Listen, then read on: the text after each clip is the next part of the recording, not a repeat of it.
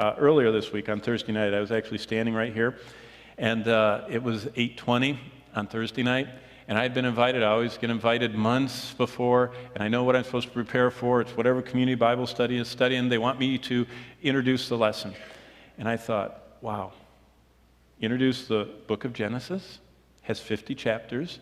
If you read it at this speed that I'm talking right now, it takes 150 minutes to read it.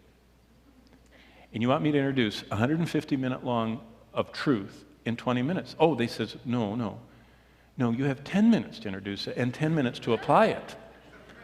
They said, you have to apply it too. And I said, wow, apply 150 minutes of truth in 10 minutes after you introduce it for 10 minutes. So, but you know what they were saying? They're saying that we don't want to merely be hearers of the word, which is probably one of the biggest maladies of the church, that we are steeped in truth. We have more truth than any generation's ever had. You know, my study Bible that I have at home has 25,000 exegetical notes in it. You know how many verses are on the Bible? 31,000.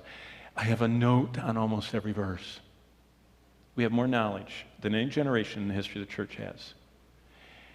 And we apply often the Bible the least.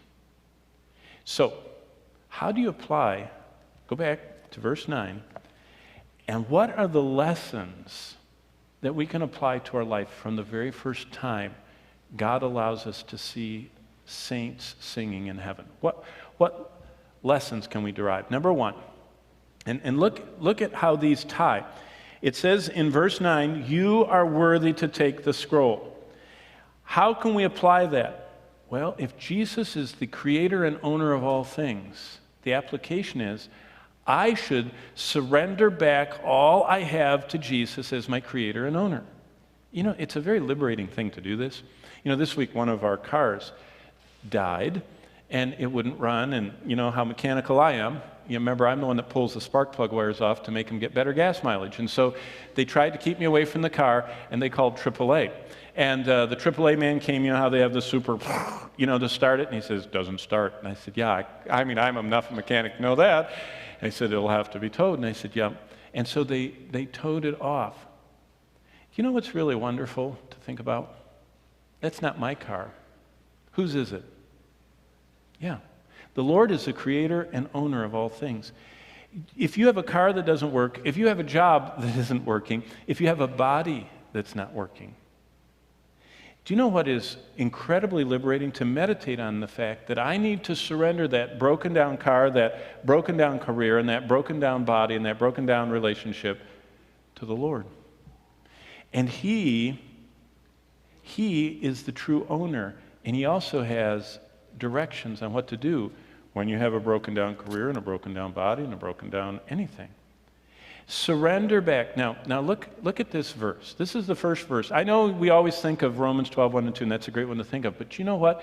In heaven, they're always talking about blood redemption. And look what 1 Corinthians 6 says. Do you not know that your body is a temple of the Holy Spirit who is in you, whom you have from God, and you're not your own? I don't know if you read over the last few days that during this whole 9/11, we're just learning about all the attacks that are going on. It's just slowly filtering through the news. But you know what one of them was?